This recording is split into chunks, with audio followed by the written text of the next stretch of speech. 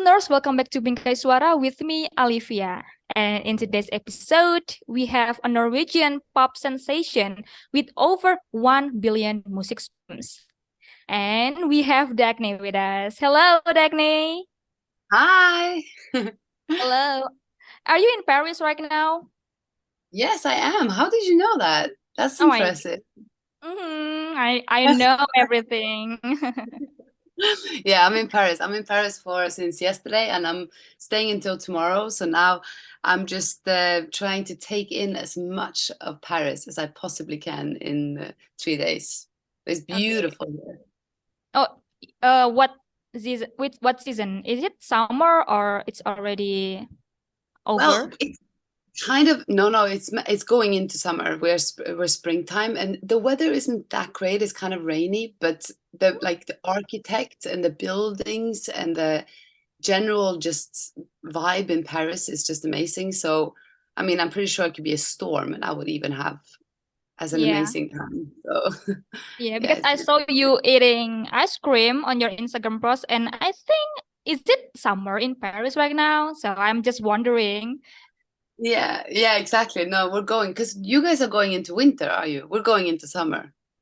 Well, actually, in Asia we have only two because we are tropical. We only have two seasons, which is rainy and also not rainy. The Yeah, dry it's right. seasons. Yeah, but it is raining now in Malang City. Yeah, there you go. Same. Okay, okay, we are in the rainy season then. Okay, but first of all, congratulations for your latest single, Heartbreak in the Making. Thank you. I really like the song because, yeah, that's really my genre though. Yeah, you I've like put, it? yes, of course. I've put it on repeat like 3 times a day because I Oh, really that's like. amazing. That. Yeah, Yeah. because it's good. Yes. Just a bop, you guys. So, listener, just don't forget to listen to Heartbreak in the Making. Well, Yeah, uh, it's okay, well, before we talk about your song, Heartbreak in the Making, let's talk about you and also your music career first. Okay, so after I do some research last night, so you start your career as a duo before in the Tramzo with your friend June, and also you have a musician family with you. Well, wow. I'm curious. Would you please explain more about how you began your musical career? Yeah, that's good. You've done your homework. That's very good. I I I grew up in a musical family, so my parents are musicians, but they play jazz and bossa nova.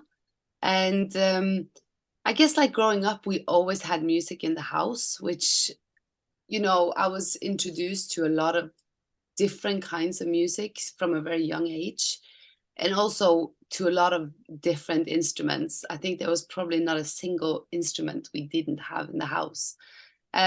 So we were always singing growing up, but it was around when I was 15 that I discovered songwriting, and songwriting became my kind of first dream, I guess, like to be a songwriter more than necessarily being a performing artist. And so I started writing song around 14, 15, and then I started playing shows just with the like acoustic guitar and the few songs that I'd written.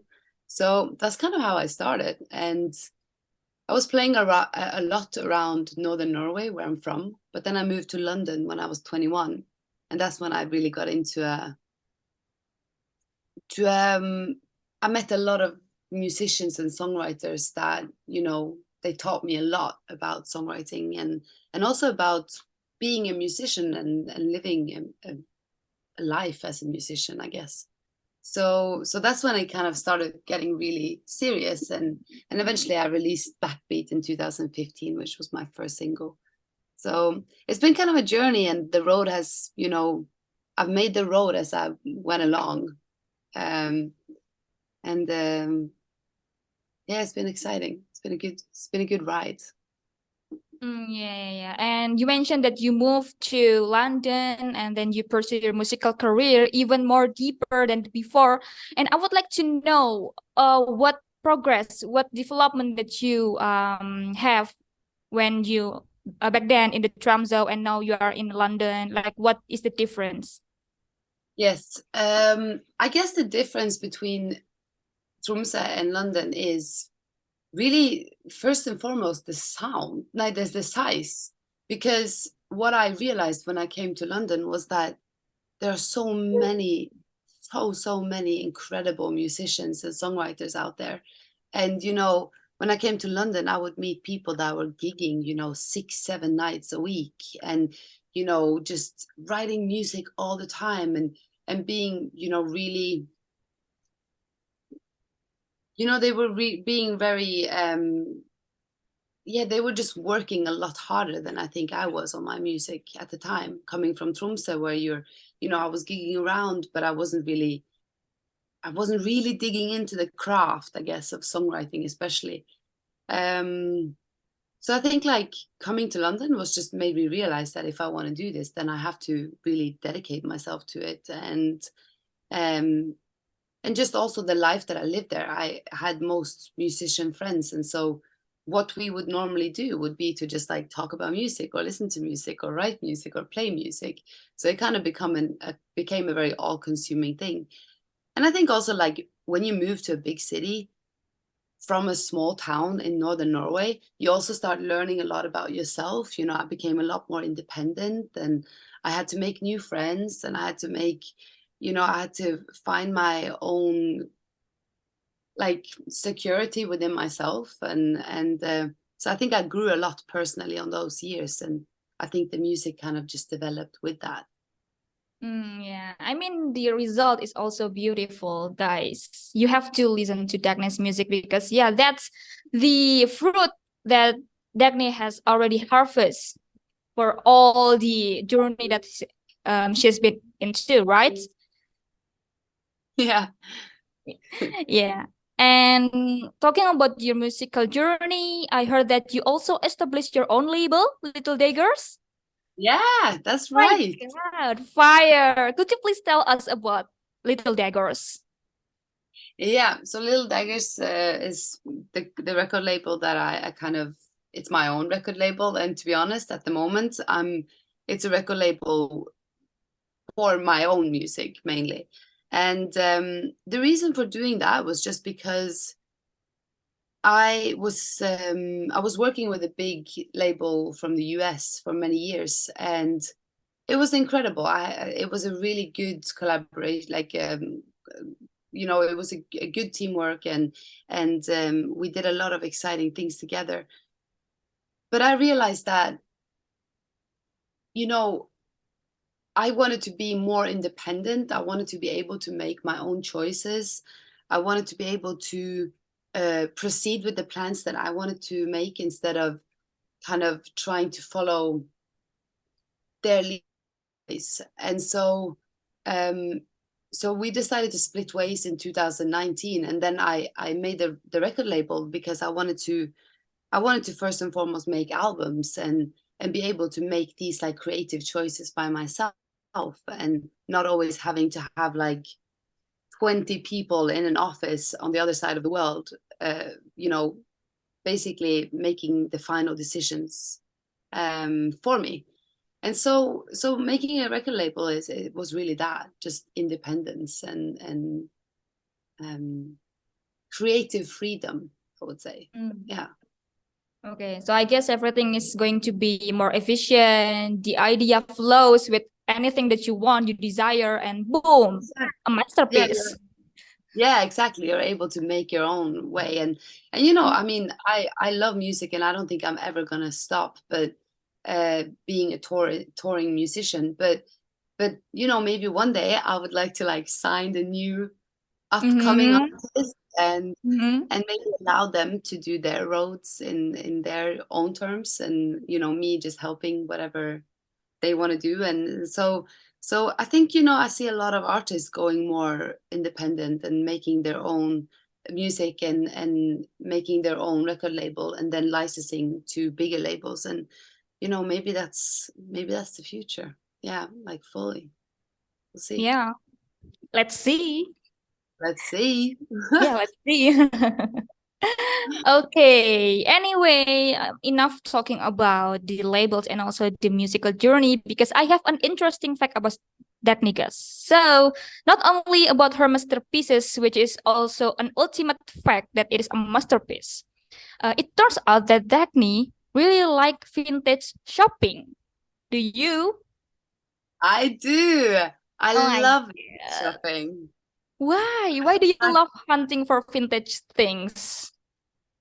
why do I like what is there not to love? I think from when I was like a kid, we would have like little markets around town that I would go and I just like look through everything. And I don't know, that the vintage secondhand shopping has just like stayed with me for my whole life. And I don't know, there's something about the excitement of going into a shop and there's like, you never know what you're going to find. And sometimes you have to look through so much stuff to find out one thing that is just like totally unique. And you just like, yeah, it's the excitement of that. And then also, of course, like in terms of environmental reasons, I think that we are producing too much clothes. And I Yeah. think that for me, like if I'm done with wearing a jacket and I don't wear it anymore,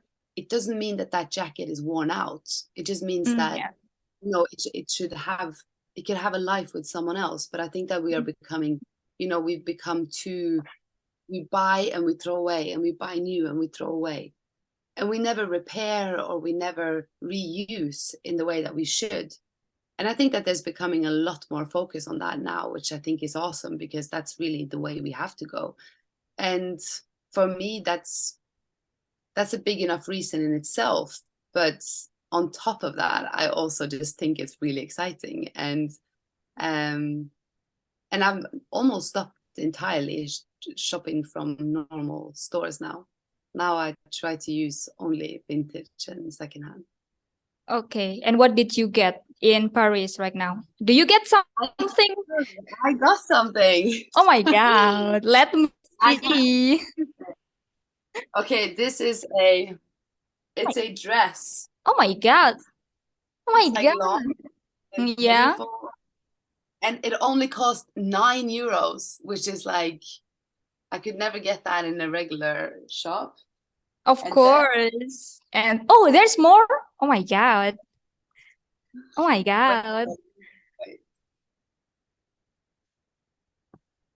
Oh my God, guys. So Dagny is now reaching another And then I got things. a cool like summer shirt that you can just like button up. It's like kind of hard to see from there, but it's very cool and summery.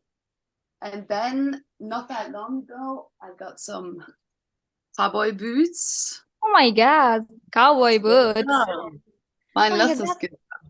oh my God, that's so awesome. Everything is pretty. So I hope that it really give message to us that vintage shopping is really good and exciting, and also the environmental reason also could be considered if you want to go vintage shopping. Definitely. Yeah. Yes. Okay, let's move on to your song then, Heartbreak in the Making. Okay, and this Yeah. song is also written by Oliver Lundstrom and also Maria Hazel. So you work with both songwriters in making this single. And how did you feel working with those two songwriters in your new single? You know, it was actually our first time writing together, the three of us, and it was just one of those like instant connections in terms of musical, just like preferences and just inspiration. It was a musical good combination. Yeah. And also they're really nice people, and I think that sometimes because I always write music with other people, I enjoy working like that, and having someone to kind of throw ideas back and forth with. Sometimes though, it's easy to like think when you're sitting in a setting like that, you know, everything needs to happen so quick, and everyone just wants to make sure that everyone understands that you know what you're doing, or you have some ideas. So people get a little stressed sometimes. But what I really loved about working with the Oliver and Maria was that, you know, we really took our time. We didn't rush into any decisions, and we tried lots of different things before we ended up with Heartbreak in the Making. But once we started jamming on that particular idea, it, like, I loved it from the beginning. It was the first song that I wrote since my last album that I felt like really, really, really connected with. So I'm excited for it to be the start of a new era, I guess. I see. And what is the inspiration behind the single? Well, the song is about kind of being at the start of a relationship and seeing that there's a lot of red flags, and you kind of know where this is going, and you know it's probably not a good idea, and you know it's going to end up most likely in a heartbreak, but then you decide to jump into it anyway. So that's the heartbreak. There's a heartbreak in the making, basically. Yeah, which I think, like I always say that I compare it to night out with tequila, because like if you have tequila when you go out, you know where this is going, and you know that you probably shouldn't be drinking tequila, because it always ends up being a messy night. You do it anyway because of the excitement and the curiosity and the slight like drawn to it, the adventure of it, I guess. So it's not about tequila. It's just comparing it to a night out. Yeah. Okay. Yeah. Thank you so much, Dagny, for coming to the talk show. I'm so Oh, glad to it's see very you. nice to meet you. Yeah. Yes. Yeah, we cannot You wait too. to see your next project. Everything, new singles, new albums, hopefully, or tours to Indonesia, I guess. I would love to come to Indonesia. So hopefully I'll see you there very, very soon. Yes, hopefully. And Nice to thank you. meet you. Nice to meet you. Thank you, listener, for always listening to Bingkai Suara. The podcast will always be available in any podcast streaming platform. See you on the next episode, listener. Goodbye.